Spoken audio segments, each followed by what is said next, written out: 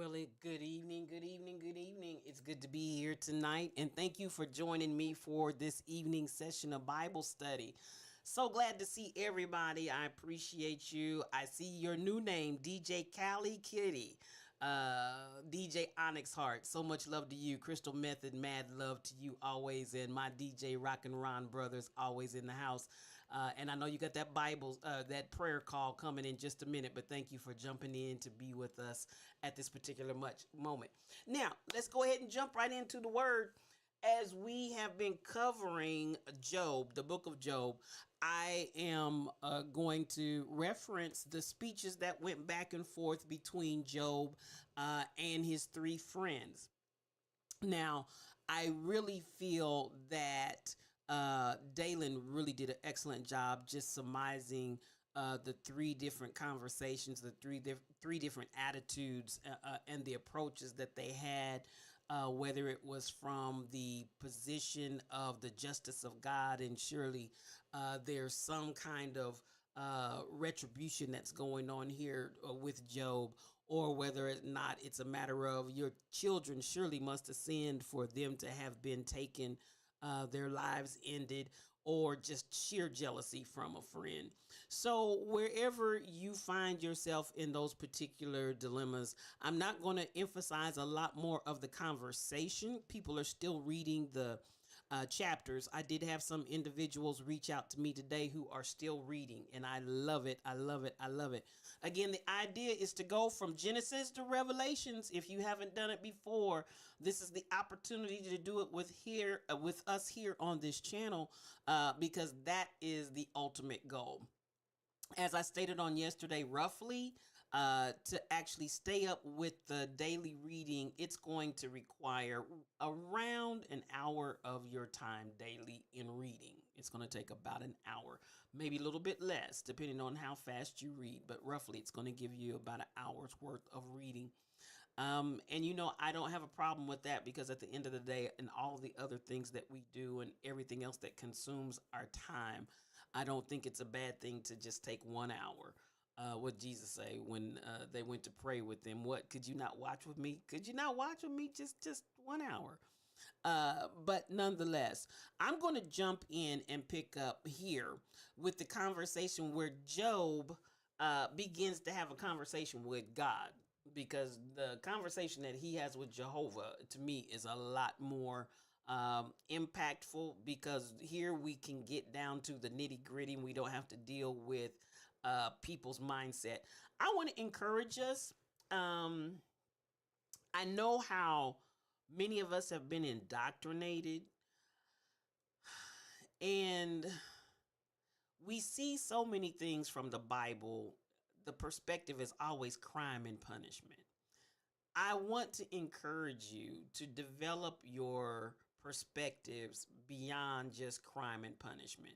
Because really what we see here, and I've said this every day that I've talked about Job, it wasn't because Job had sinned. It wasn't because Job had done something wrong. God literally testified of Job and said, listen, to Satan, have you considered my servant Job? He's a perfect and upright man, and he has not judged me foolishly. This is a testimony that God has about Job and Job's integrity. I would love for us to take that more into our way that we think about things, instead of crime and punishment. Our religion, our theology seems like it is so heavily inundated with crime and punishment, we can't see anything else. And that's so unfortunate, because what it does is blinds us to the love of God. I mean, here you have God testifying and saying this man is perfect in his ways. This man, if you touch him, he's not going to curse me. If you touch him, he's still going to love me. That is the depth of a love relationship that, unfortunately, just like the three friends, got minimized down to so much less, because we are so indoctrinated with crime and punishment. Please try to get that theology out of your head, balance it, whatever you need to do. But God is so much more than that, people. God is so much more than sitting somewhere waiting to pounce and bop you in the head because you did something wrong. And unfortunately, that's the way a lot of people think of him. So, why do we love to see someone get punished? Crystal Method, it is amazing what it is internalized within us that wants to see people get punished. I don't know. Well, yes, it is. What have I always talked about since the very beginning? It's corrupted psychology. And I lump a lot of things in there with corrupted psychology. But whether it's ego, a lot of different things that we could probably name and put in there. But at the end of the day, I feel that it's unfortunate that this is the mindset that we tend to have. This is the mindset that we tend to operate from. I appreciate your first time chat, and because you are a first time chat, I am going to digress just for a second and say hello and welcome to our channel. Typically, I don't move away from the Bible study once it starts, but I do want to welcome you as a first time chatter. Thank you so much for coming. Now, Crystal Method, I think it's how much we are uh so taught to look for the negative. I think that at the end of the day, it's really a sad plight to be in because you miss so much by just constantly focusing on. Now I'm gonna say this, and this a lot of people will be very very upset about, but I mean even that, if we get down to it, is some of the problem that we have with people as far as eternal security. Now, I'm not getting ready to teach on that one way or the other. I'm just throwing that out there. Uh, the issue begs for many. They want to see somebody burn. They want to see somebody burn. They want to see somebody get punished for their behaviors. They want to see somebody pay for their sins. And, I will tell you this, sin has a price regardless. Just like when God told Adam, the day that you eat thereof, you shall surely die. That was a true word. That was a true word. Specks and planks, baby. Specks and planks. Yes, ma'am. Um, they died that day because basically their whole mindset, their countenance, everything about them had fallen and they had lost that. So we see death even though we don't see. And that's why I said a lot of times people need to look more figuratively, and everything is not always literally what is being spoken in a passage of scripture. But for whatever reason, karma talk. Come on here, Bronx Harlem girl. Karma talk. They just want to see somebody have to pay. Retribution. There must be retribution.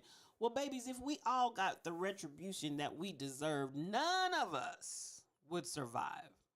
None of us would be walking and talking. None of us would be in our right mind if we really, really want to get down to genuine retribution. It's of the mercies of the Lord that we are not consumed. And his compassions fail not. They're new every morning. And God is faithful in that. But rather than really embrace the understanding that it's not crime and punishment, and we shouldn't be out here jumping up and down waiting for crime and punishment. And I'm gonna say this, I have seen, and this has proven itself time and time again, the people that want to insist on crime and punishment are many times the one that have the most skeletons clanking and clamoring in their closet. And I mean that. And I'm not trying to be ugly. I'm not trying to be judgmental. I'm not trying to be any of that. But somebody said it earlier. It's a beam and speck situation. They will strain at a gnat and swallow a camel. They want everybody to have to pay for their wrong. I mean, I'm telling you, I know individuals that they just beat it till the cows come home. But you got children out of wedlock and you were married. You got this, that, and the other. And I'm talking about folks in ministry. I'm talking, and it's like you want to send and beat and pound everybody to hell, but you out here committing adultery. I mean, what are we doing? And having children. But you're not trying to send yourself into crime and punishment, but you want to take everybody else and take them in all these places. And it just never ceases to amaze me how, whatever it is that I'm engaged and involved in, it's okay. But I want you to pay the highest farthing for whatever your area of sin and missing the mark is. And at the end of the day, none of us, we all have our own lives to pull together and keep in order. I'm not going to keep looking at you to try to figure out what you're doing wrong. Which ultimately, if we come back to these three friends, we're looking and seeing Job, surely you must have sinned. I want to go to this conversation, however, these last couple of chapters. So if you start in Job 38, 39, 40, 41, 42, and then we're going to close with this on tonight. Job begins to have a conversation with God. God begins to have conversation with Job. And this is what I want to start right here.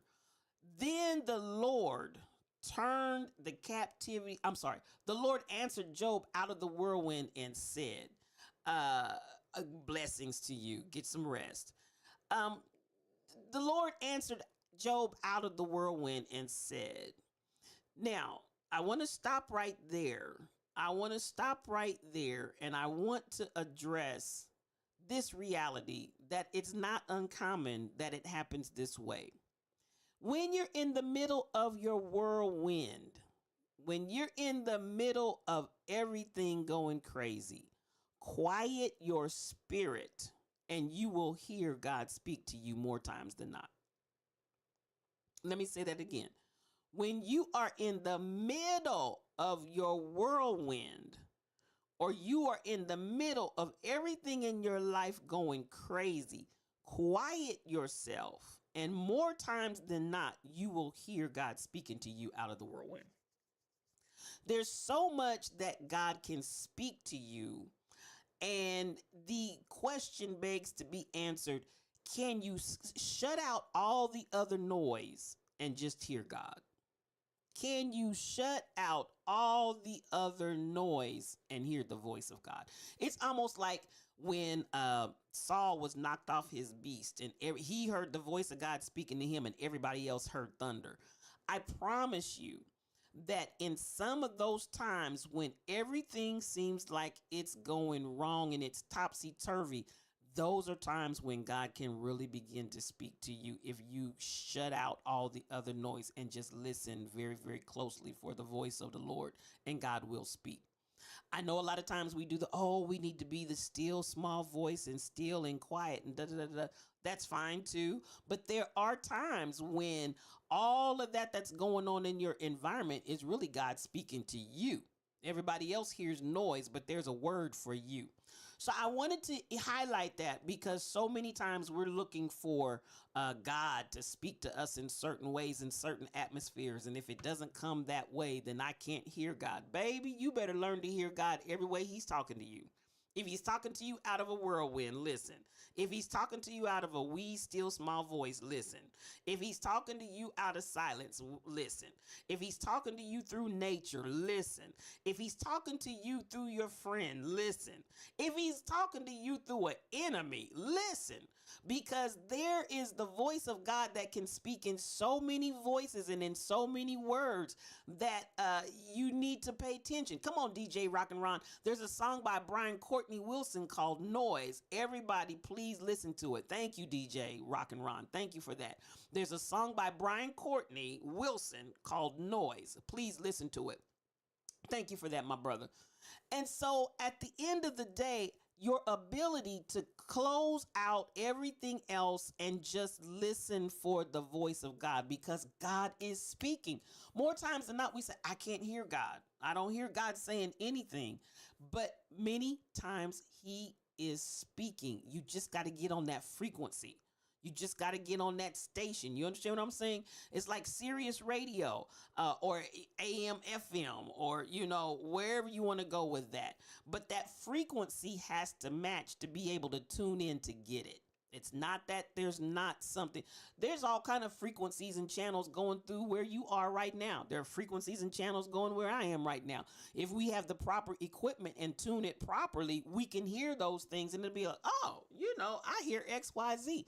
It's all here in the room. It's just a matter of whether or not you're attuned to that particular channel. That's what I'm telling you. Tune into the God channel.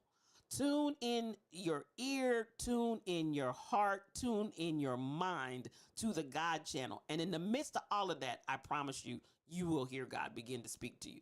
Now, God starts challenging Job and he says, now listen, who is it? Now, at the end of the day, that darkened counsel by words without knowledge. Gird up now thy loins like a man, for I will come in. Come on. He said, listen, we're having conversation and you want to come, and I hear what you're saying. And I appreciate you, because at the end of the day, one of my favorite parts of this is when Job in chapter 13, I think around the 15th verse, somewhere there, though you slay me, yet will I trust you. It doesn't matter. And this is a place that we've got to get, and not just lip service, but I mean really say and mean from your heart, God, if I get the worst outcome, I'm still going to serve you. Now, that's putting your money where your mouth is, because a lot of times we play, let's make a deal. What's behind door number 1? What's behind door number 2? What's behind door number 3? Let me pick one of those and hope I don't get the doink. But at the end of the day, this is not let's make a deal. I want you to purpose in your heart relationally with God that the reality of your true heart says, even if I don't get the outcome that I want, I'm still going to trust you. That's huge, people. That's huge. Because much of our obedience, much of our joy, much of our pleasure in and with God revolves around him doing good things for us. It revolves around him doing what we asked him to do. But what if he does not do what you asked him to do? And I know we can play games with the scriptures and say, I can ask anything in his name and he will do it. Well, any parent or any person that's giving you guidance is not going to give you everything that you ask for, because some things you ask for are really going to be hurtful and harmful to you. It would actually show lack of love to give you everything than to understand the idea that the all-seeing and all-wisdom, all-knowing eyes of God knows what to give me and what to withhold. Then I can just acquiesce and say, yes, Lord, whatever you give me, it's okay. But yes, Lord, whatever you don't give me, it's okay. I'm not going to have a tantrum and a pity party because you didn't give me what I asked for. Though you slay me, though the outcome not be favorable to what I want, I'm still going to trust you. That's real talk. And that's real trust. And that's real relationship. We should not be trying to manipulate God to give us what we want. Am I talking to anybody in here? And I'm afraid that we have really taught that kind of attitude in our modern day theology. But at the end of the day, I feel that we have done the people a disservice because we've taught spiritual spoiled brats. We've taught folks how to be spiritual spoiled brats.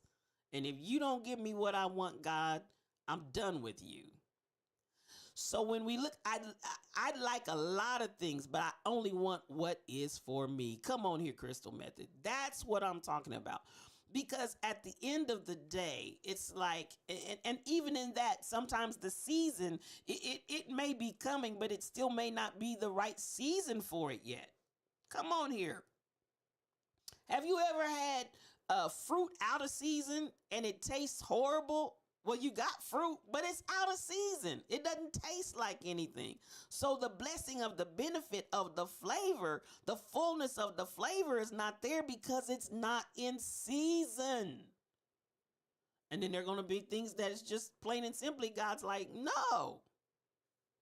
And we have to learn to genuinely acquiesce and be at peace when God says no. Okay, well, that wasn't meant for me. Okay, it's all good. Okay, we can be spiritually spoiled, Crystal Method, spiritually spoiled. And this is where we have to really, really pull up our gird up our loins. That's a phrase is in the word that I really like. That gird up your loins, and that's even what God said to him earlier on, even in this passage. Let's do some real talk. Let's get down to the nitty gritty. Let's really talk about it. To everything there is a season and a time for every purpose under the heaven, Dalen. So when we get into these places where we are spiritually really, are we manifesting as a spoiled brat? I want what I want when I want it. Are we playing with God? Let's make a deal. Door number 1, door number 2, door number 3. Or are we really genuinely from our heart? And I mean this, y'all. Able to discipline ourselves in our relationship and love with God, where we really say and mean, though you slay me, yet will I trust you. Even if the outcome is not the best outcome that I wanted to see, I'm still going to trust you. I'm not going to poke out my lip. I'm not going to go someplace and pout. I'm not going to sit down and give up and get discouraged. I'm not going to throw in the towel and say, I'm done with this. No. Can you genuinely love and trust God enough to say, even if you slay me, I'm still going to trust you? So if God says no, I do not even question it. My faith stays with God. That's the way we play. That's the place we definitely want to be, DJ Cali Kitty. And at the same time, I also acknowledge that it can be a process of maturing. It can be a process of getting there. It can be a process of getting to that space and place in God where you really are able to trust God with your everything. I mean everything. Trust him with your mind, trust him with your money, trust him with your outcomes, trust him with your business, trust him with your relationships, trust him with your health, trust him with everything, trust him with your children. You understand what I'm saying? Trusting God for everything. Even still in all of those different areas, being genuine, not phony. Because listen, we've done enough with the spiritual cliches, saying what it's everybody's saying it's trendy. It's let's say it because it's trendy. Can you genuinely from your heart and mean it at the very root core say, though you slay me, yet I'm going to trust you? Come on, One Reason. It's a difficult task, but it comes with so much peace. Come on here. You're in that process. Come on, Crystal Method. Can you really get to that place genuinely? And it is a difficult process. Don't play. It is a difficult process. But the peace that passes all understanding, when you can actually sit in that space with peace, saying and meaning, even if you trust me and the best outcome doesn't come my way, I'm still going to trust you. Oh my God. So I want us to really, really look at, then God begins to have, and this is what I love about Job, because we have this discourse that's taken place between Job and God. I've already dealt with my 3 friends. They've already sat here for 7 days and 7 nights and judged me. They've already sat here and had conversation back and forth and back and forth and back and forth. Now it's time for me to talk to God. And it's time for God to talk to me. Come on here. Am I talking to anybody? So God begins to question him. Were you here when I did all the things that I did? Come on, gird up your loins like a man, because we're going to talk real talk here. And so for these next few chapters, God begins to question Job. Where were you when I did all of the great things that I did? Where were you when the water sprung up from the depths of the sea? Where were you? I did it. I did all of these things. Where were you? Because at the end of the day, I haven't missed a step. I haven't missed a beat. Where were you when the foundations thereof were fastened or laid the cornerstone? Where were you, Job? And at the end of the day, when the morning stars sang together and all the sons of God shouted for joy, where were you, Job? Now, God's not beating him down. What God is doing is he's giving him an accounting of how great he is. And if we can understand how great God is, oh my God. If we can understand how, there's and I've said this before, and it's an old saying, and I think they came out, I first saw it in the 80s. Stop telling folks, God, about your mountain. Tell your mountain about your God. Stop telling God about your mountain and start telling your mountain about your God. God begins, as Jehovah, begins to break down all of the things that he's done, all of the greatness that he is, so that Job can know this is the God that you have placed your trust in. This is the God that's covering you. This is the God that's got you in the palm of my hand. And I have not forgotten you, Job. I've not forgotten you. Woo. Because sometimes, listen, like I said, when them servants keep coming and they keep coming and they keep coming and they keep coming. Woo, come on here. But at the end of the day, when we look at how God really begins to reveal himself, and this is the part I want us to get. So many people I've heard, this, and again, because we have that crime and punishment kind of mentality. We see things as God, he had to whoop him, and God is displaying and explaining and putting all of his glory and splendor and power in front of Job so Job can see it. Do you understand? God is testifying of himself. Now, God's testified of Job, which is what got Job here. Job is not here, I keep saying this, not because of crime and punishment. Job is here because Job was being testified about by God. Now God says, listen, Job, I done testified about you. Let me testify about myself. Hey, let me just testify and tell you about me and who I am. So he takes these chapters and begins to lay out and display for him. And so I hope that you all will not pass over these particular chapters, because when God is describing his awesomeness, I want you to get that down in your spirit. I want you to get that down in your shando. This is the God that I serve.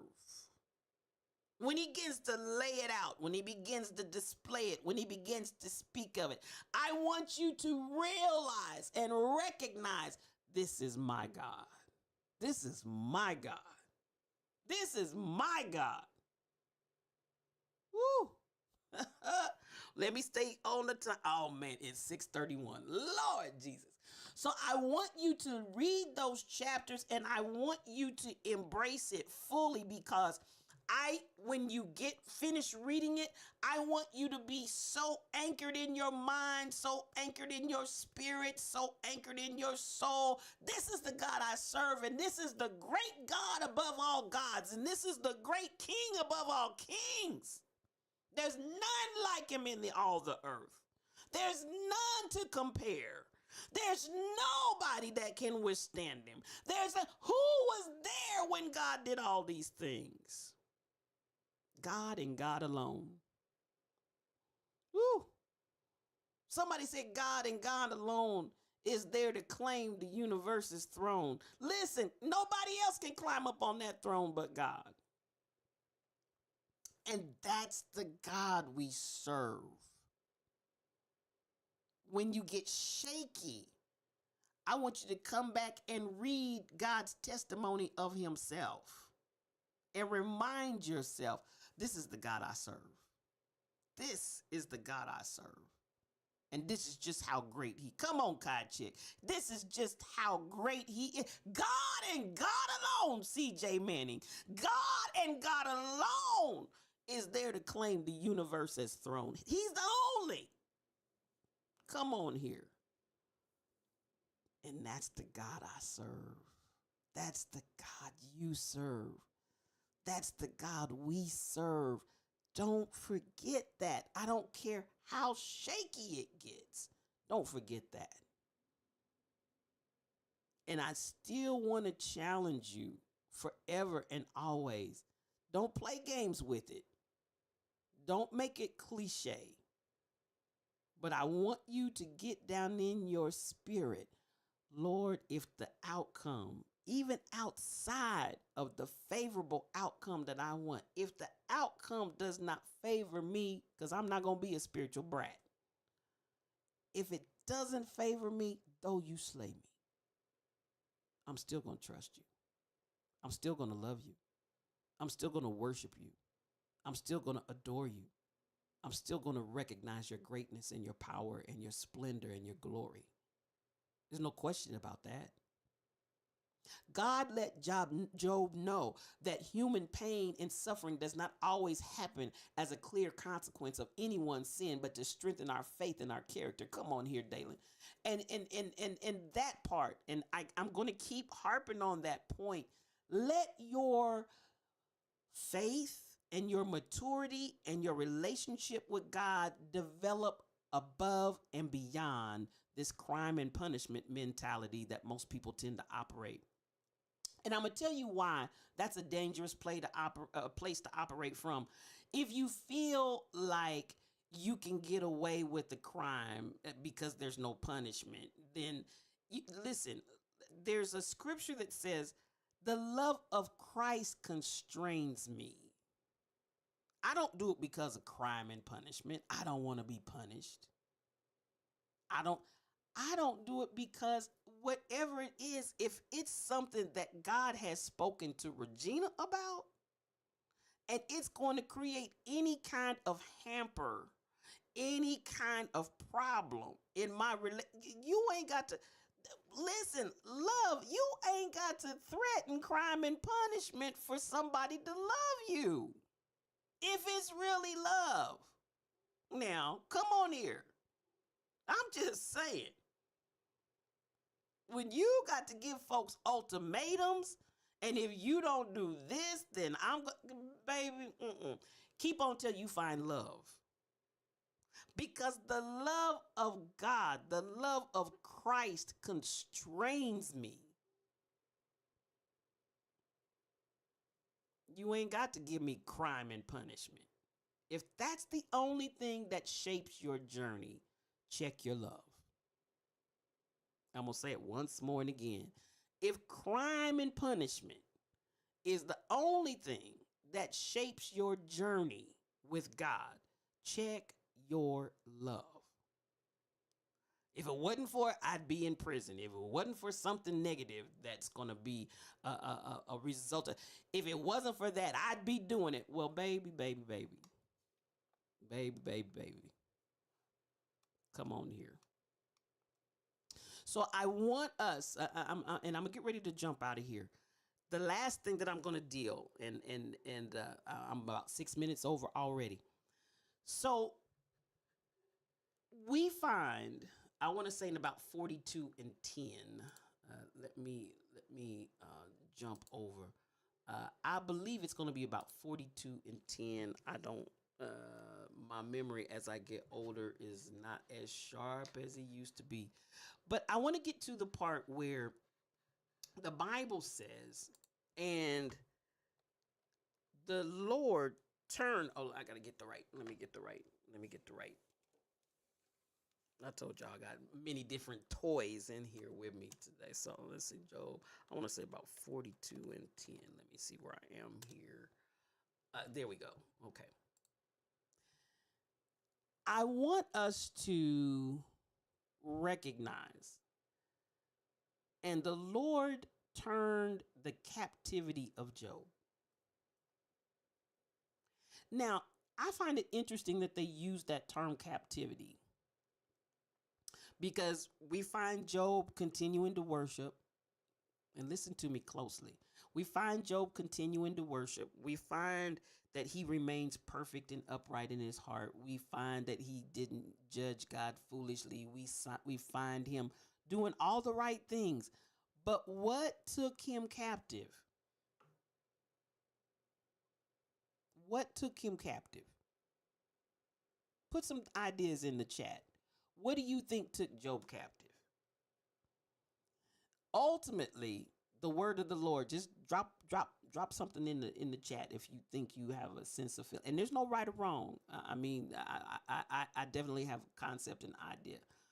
But the Lord turned the captivity of Job when he prayed for his friends. And I feel his friends took him captive. His feelings of his situation. Come on here. And there's no wrong answer here, y'all. There's no wrong answer. And the reason why I'm asking you all to put things in, because I want you to be able to personally relate to what takes us captive. There's so many things as we journey with God, and particularly when traumas happen in our lives and difficult situations happen. I just want us to look at different elements and different aspects of what can take us captive, even though we continue to worship. And I'm not saying this as a negative. I'm saying this because I want us to be aware. We continue to worship.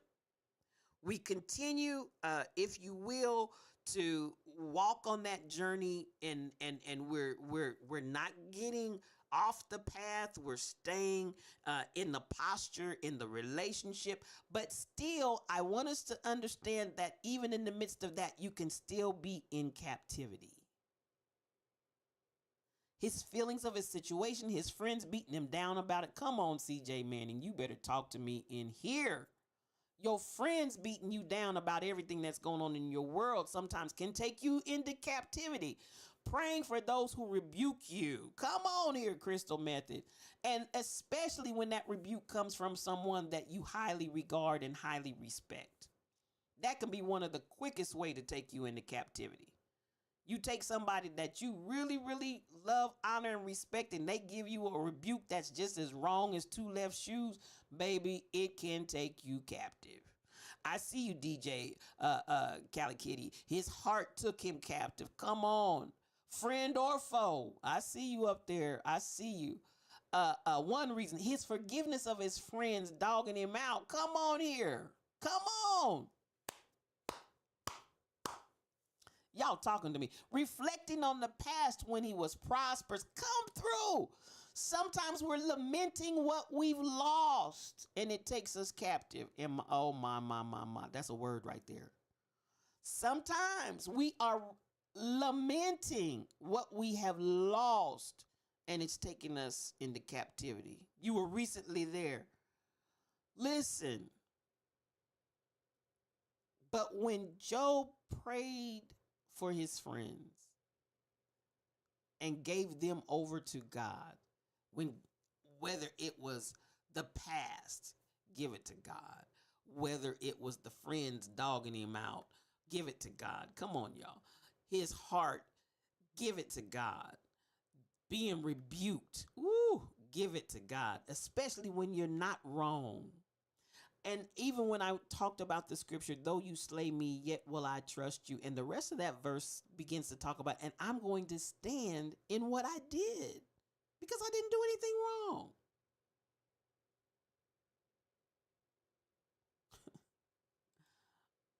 I didn't do anything wrong. So I want you all to take note of that.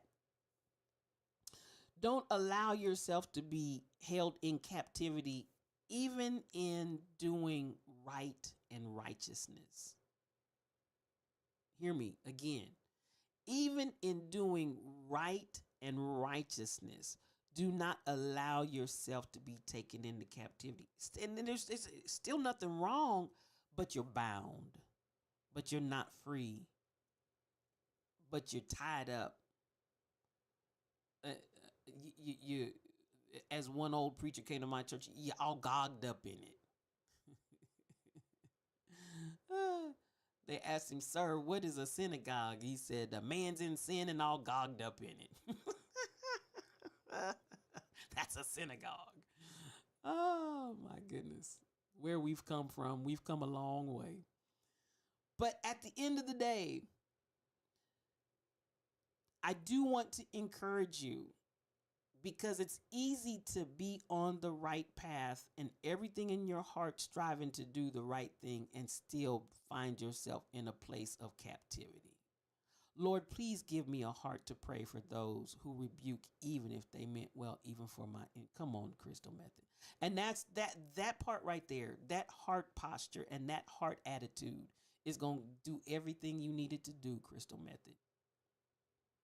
You don't have to make it some grandiose, this, that, and the other. All you got to do is speak it and mean it from your heart. And God will take that thing and work for you, such that God turned the captivity and he gave Job twice as much as he had before. That exchange and transition right there.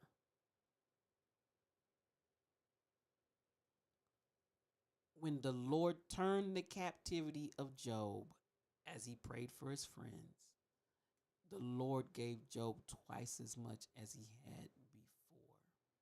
All right. Now, even in that, I caution you because sometimes we're still on the slide trying to play let's make a deal. Okay. Ooh, it said he got twice than he had before. Listen, that is the result. You reap what you sow. Seed time, harvest, sowing, and reaping. That's a law. It's a spiritual law that just is. But this is what I don't want you to do. Don't purpose in your heart with the end result in your mind. I want to get twice than I had before. Beloved, that's still a sense of a warped spirit. It was because he had a pure heart, CJ Manning. Because he had a pure heart. And this is where I constantly caution us, check our motives. When you're trying to do something to get something, just do it because you love him. Do it because you love God. Do it because it's the right thing to do. Not for what you're going to get back, not for who's going to see you do it. And God forbid you got to get up and tell it. Listen, the Bible talks about the man that I fast 3 times a day and I this and I that. And then you got your reward already.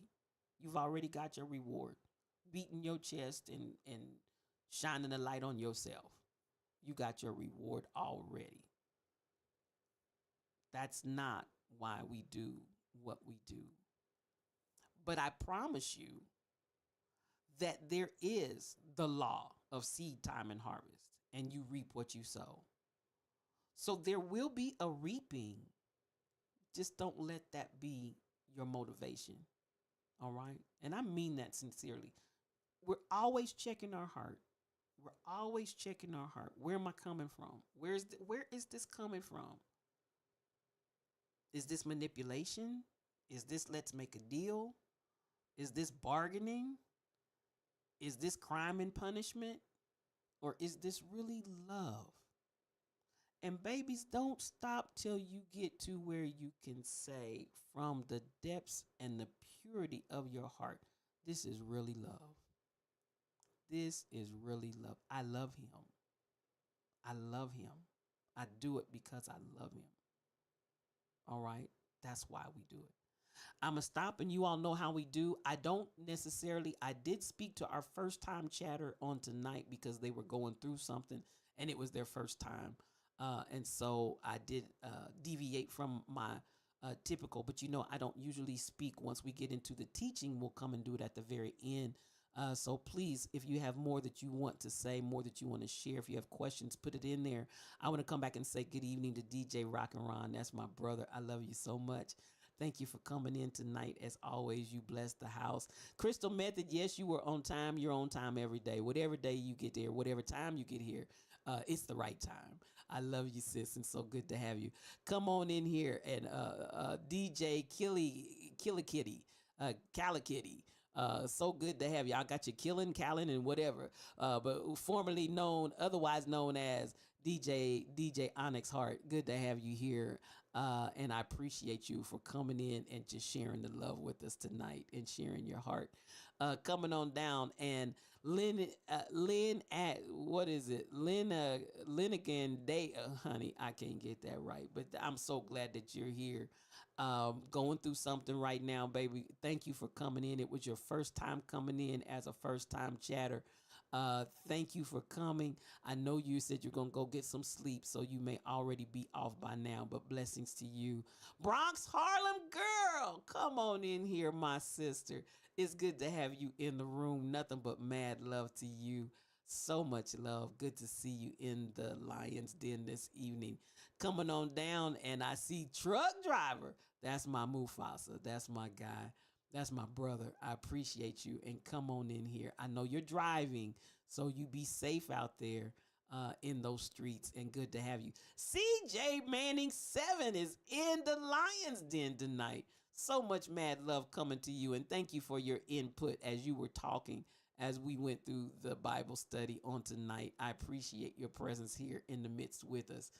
Coming on down, and I want to make sure I don't want to miss anybody. One reason, the Bishop of Twitch, he's out there listening to us from YouTube, and I appreciate you, kind sir. That's my bishop, and I love him. Psycore Fit, come on. Happy New Year, and it's good to see you as well. Thank you for coming in the chat. If you're still here, I hope you are. Again, I usually do not digress and stop the teaching to speak and greet just for the purpose of trying to keep the teaching fluid. But I love you. It's good to see you, and thank you for coming in tonight. Blessings upon blessings. Kachik, that's my girl right there. It's always good to see you, sis, and nothing but mad love to you. Come on in here, and I appreciate you. I really, really do, and I appreciate your input. Stay lifted 2021. That's the lifter of my head right there. I love me some you, and thank you for coming in and for your input. I appreciate. There's so many good things that you all, so many good things that you all put in here, and I appreciate you because it enriches me as well. Coming on down, and I'm trying to make sure I don't want to miss anyone. I love you guys. I really do. This is something that I really feel like God has put on my heart to do. It's not for any other reason. We're not trying to, uh, all we're trying to do is be here and teach and study the Word of God together. If you've never read from Genesis to Revelations from cover to cover before, this is the opportunity to do it because that's what we're going to accomplish in this stream. Is going from Genesis to Revelation. We are doing it in chronological order.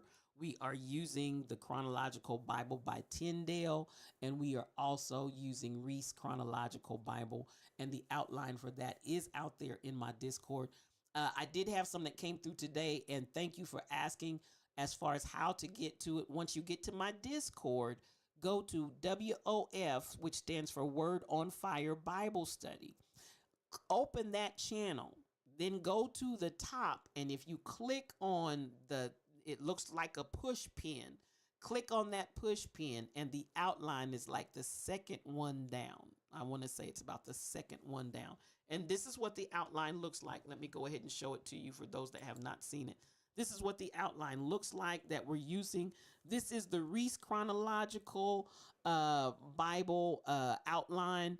Powerful, powerful, powerful. It'll give you dates, it'll give you years, it'll give you all kinds of information, little nuggets in there. The hyperlinks usually work. Now, for whatever reason, I haven't been able to get the hyperlinks to work for me, but those hyperlinks usually work. And it may be the way that I'm looking at it here in my studio setup that I'm not able to use the hyperlinks. But typically, if you just click on those blue links, they will take you to whatever scripture it's talking about. All right. Now that's going to bring us to the conclusion of Job, and we're going to jump back to Tyndale, and we're going to go back to Abram. So that's where we're getting ready to jump back to, and I believe you're going to also see a little bit of that. So if you're looking in Reese Chronological, you're going to be on January 16th. pages 54 to 58. We're going to go back to Abram, his family.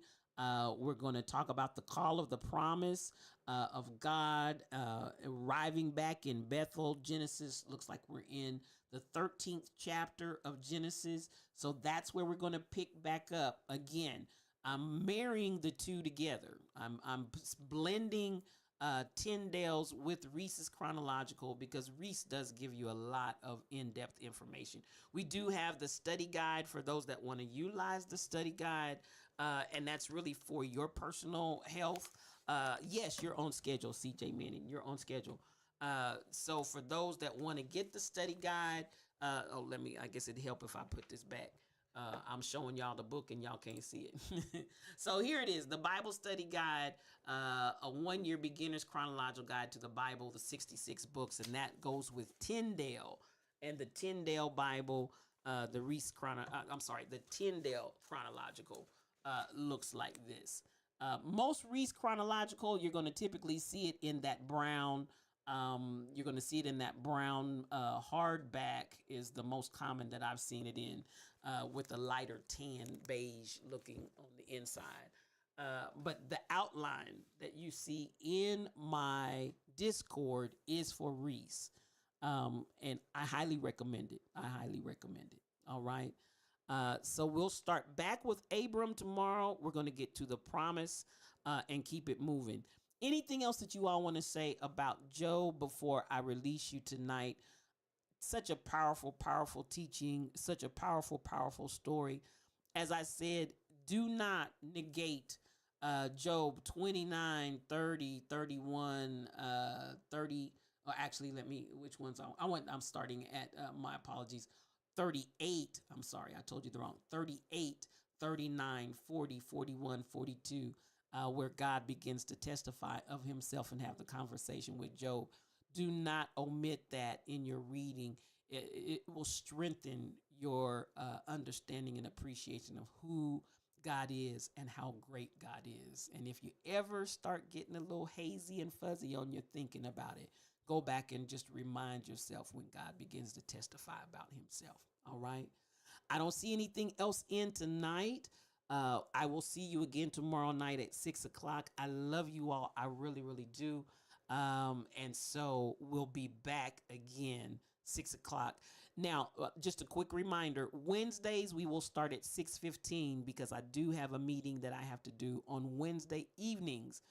Every other session begins at 6:00, but Wednesday nights begin at 6:15. All right. All hearts and minds are clear. Peace for your journey.